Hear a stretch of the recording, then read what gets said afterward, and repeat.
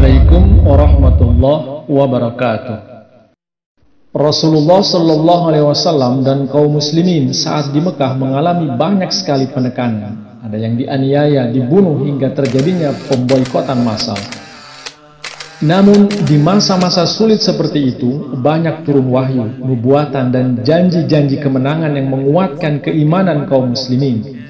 Salah satunya adalah nubuatan atau janji akan menangnya bangsa Romawi atas bangsa Persia yang saat itu sedang berperang.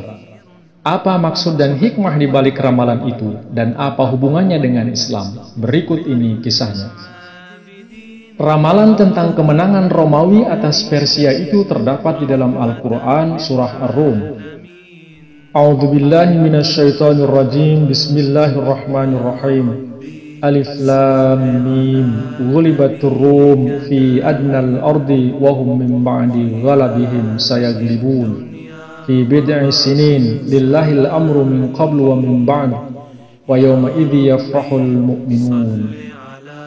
Artinya, Alif Lam Mim, telah dikalahkan bangsa Romawi di negeri yang dekat dan mereka sesudah kekalahan mereka akan memperoleh kemenangan dalam beberapa tahun.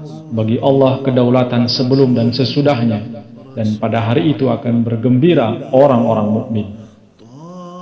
Untuk memahami nubuatan itu, kita harus melihat percaturan politik dunia di masa awal Islam itu, di mana pada masa itu terdapat dua kekuatan adidaya yang sedang berseteru, yaitu Kekaisaran Romawi dan Kekaisaran Persia.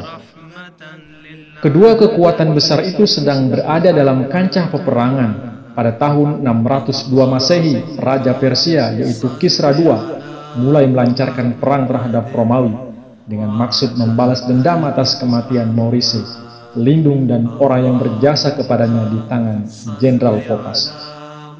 Selama 20 tahun, kerajaan Romawi digilas oleh laskar-laskar Persia, suatu peristiwa yang belum pernah terjadi sebelumnya.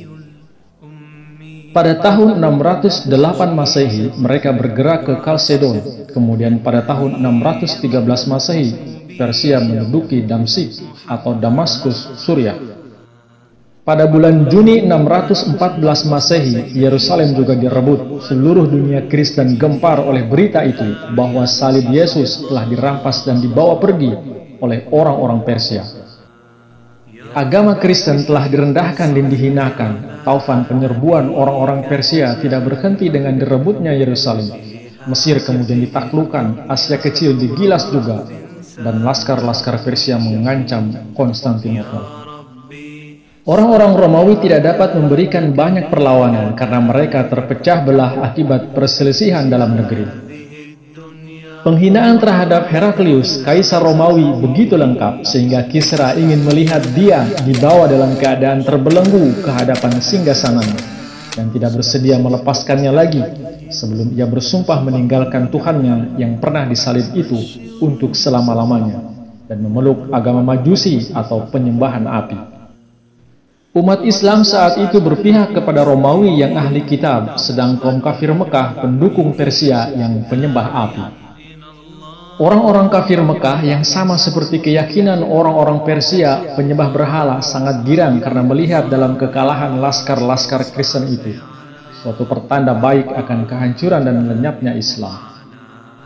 Pada tahun 616 Masehi, saat Romawi hancur total dan di masa Islam dalam keadaan lemah dan teraniaya, turunlah surah Ar-Rum itu yang menubuatkan bahwa Romawi dalam beberapa tahun berikutnya akan berbalik menang. Selain itu, ayat-ayat itu juga bermakna ganda, mengisyaratkan kemenangan yang akan diraih oleh Islam dalam waktu yang tidak lama lagi. Bagi Allah kedaulatan sebelum dan sesudahnya, dan pada hari itu akan bergembira orang-orang mukmin dengan pertolongan Allah. Dia menolong siapa yang dikehendakinya, dan Dia Maha Perkasa, Maha Penyayang. Nubuatan atau kabar gaib itu menguatkan keimanan orang-orang beriman. Namun bagi orang-orang kafir, hal itu merupakan kegilaan. Ramalan itu sesuatu yang mustahil. Romawi telah kalah total, mustahil akan bangkit dalam waktu yang singkat. Begitu juga dengan umat Islam saat itu yang sedikit dan lemah. Bagaimana caranya menang melawan orang-orang kafir Mekah dalam tempo waktu yang pendek? Janji kemenangan dalam surah Ar-Rum itu menyebutkan fi bid'i sinin, yang artinya akan terjadi dalam beberapa tahun, yaitu antara 3 hingga 9 tahun. Apa yang terjadi? Nubuatan itu ternyata benar-benar menjadi kenyataan pada tahun 622 Masehi, sesudah beberapa tahun berusaha bangkit kembali. Akhirnya Heraklius mampu tampil ke medan perang melawan orang-orang Persia.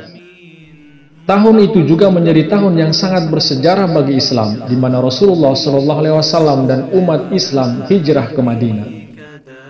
Kemudian pada tahun 624 Masehi, Heraklius bergerak ke bagian utara Media. Di sana ia menghancurkan candi perapian Gozak atau Gazaka yang besar itu, dan dengan demikian terbalaslah kehancuran kota Yerusalem.